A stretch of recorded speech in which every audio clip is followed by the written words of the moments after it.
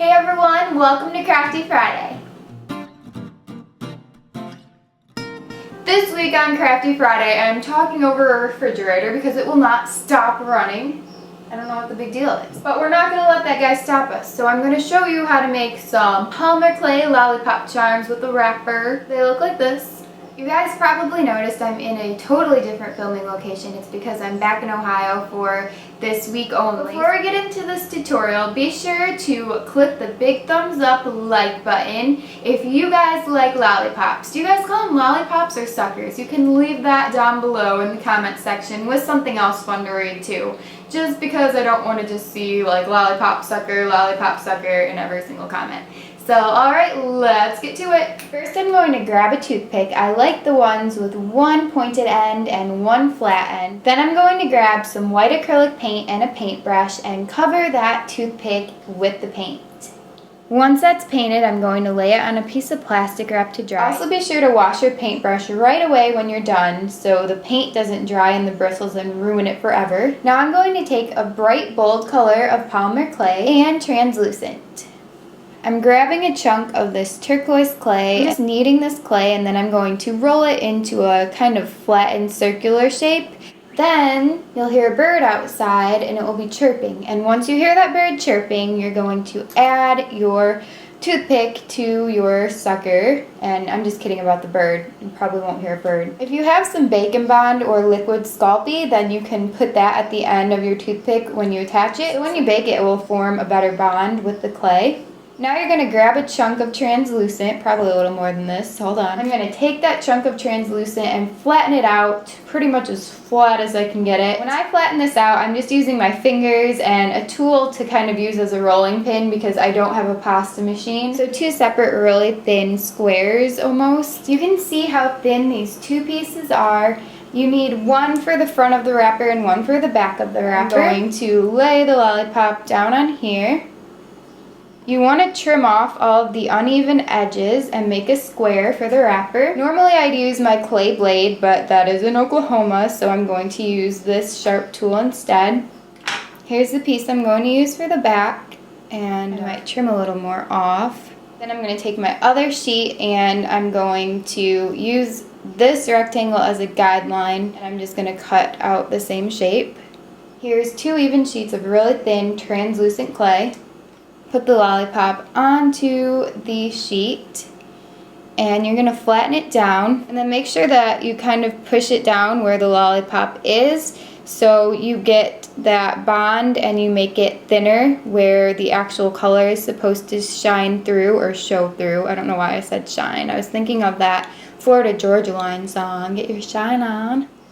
Then I'm going to put this other sheet on top after I flatten it out some more in the middle. You want it to be really thin where the actual candy part of the sucker shows through.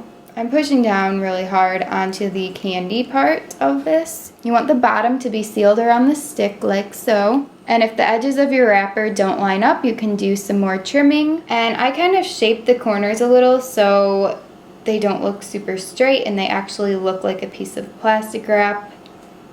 So the final detail to add before you bake is to put the little ridges in the edges. It kind of looks like a ravioli edge. Take a tool and kind of poke down into it like so. And do that all the way around the wrapper. Now I have all those lines poked around the edges, so it's going to look opaque before you bake. That's a nice rhyme. Afterwards, some color should show through like this. Be sure to follow the baking instructions on your specific package of clay, and if you want to turn it into a charm, I don't know why there's fireworks outside, then add an eye pin before you bake it. And yes, you can bake the toothpick right in there. Last week on Crafty Friday, I showed you guys how to make a duct tape pencil pouch, which is great for back to school. You can store all your stuff in there. You are now looking at photos that people sent in of their duct tape pencil pouches from the last Crafty Friday video. They have been working on these really cool pattern designs and just all the fun tape. I love seeing everyone's stuff, so thank you for sending these photos in. You can use hashtag SoCraftastic if you want to be featured in next week's Crafty Friday video. If you make your own polymer clay lollipop, then be sure to send those in on Instagram or my Facebook fan page or Twitter. You can see my links or my information here, I hope you guys enjoyed this video. Be sure to subscribe to SoCraftastic if you haven't already, because I put up new videos every single Friday for Crafty Friday and sometimes throughout the week as well. So be sure to stay tuned and I will see you guys soon. Bye! I do have to give you a little disclaimer about this polymer clay lollipop. Hold on a second. All of a sudden, when I come to Ohio, I realize I don't have really any polymer clay tools or softeners with me to aid my tutorial. So, whoa, a little bit of clay just fell out there. Anyway, I was going to use Primo clay for this tutorial, but it's hard as a rock and it hurts my hands to try and soften it, and I don't have my clay softener with me, and it's just like very crumbly because I bought this over a year ago, and they're not supposed to dry out per se, but they do lose a little bit of their For this tutorial I used Sculpey 3 clay for my translucent. You may also be able to try Fimo and see how that works out. I tried to run an experiment with the Primo clay. So this one, as you can see, is all cracked, but it may be a little bit more translucent than the Sculpey 3. So you may want to experiment with the type of translucent clay that you use for this. And the thickness also really matters, because this is Sculpey 3 clay and you can't see anything through this because it probably just wasn't thin enough. As you can see on both sides of the Fimo, you can kind of see through here, even though this is a little bit thicker too. So on this side, this is just a color illusion, because what happened is you couldn't really see through, but I took a really tiny piece of clay, of this purple color clay that I used. I think it's like pearl fuchsia or something, I don't know. But if you get a pigmented piece of clay, like a blue, red, purple, or like dark green or something like that, even black. You can use chalk pastels to put color on here, but I left those in Oklahoma. So basically I baked my lollipop and, I couldn't see through it. So I took a piece of that purple clay and I just ran it along here and like wiped the pigment off onto the baked clay. And then I put it back in the oven for like 2 or 3 minutes.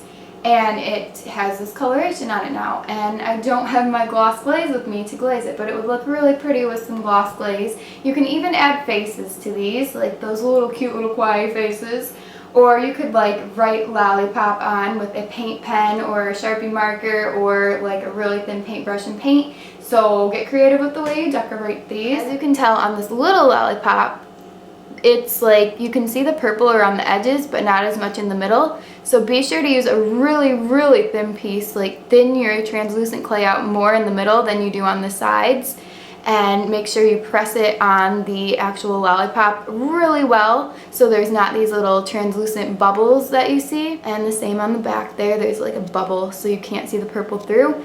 It's just not thin enough and not pressed to the clay well enough. So yeah, this Crafty Friday was kind of like a troubleshooting day, and I'm just telling you my mistakes, and I think it's fun to learn from each other. So if you have any tips for working with translucent clay, which brand of translucent clay is your favorite, and just whatever, then let me know. Hey,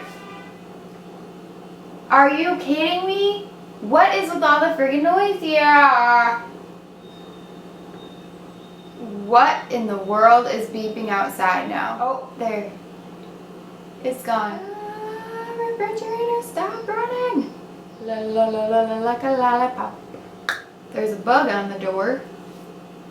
Bing. The squirrel is walking the tightrope, aka power line rodeo. This is me feeding a squirrel in Niagara Falls, New York. It was eating some cashews, and I was blurry in that frame. Whoa. There's robins and sparrows and tigers. You're like, where's the tiger? It's right there. I don't see a sparrow either. Okay. Ah! What the actual heck? Amanda, please. So that's enough footage. Okay, so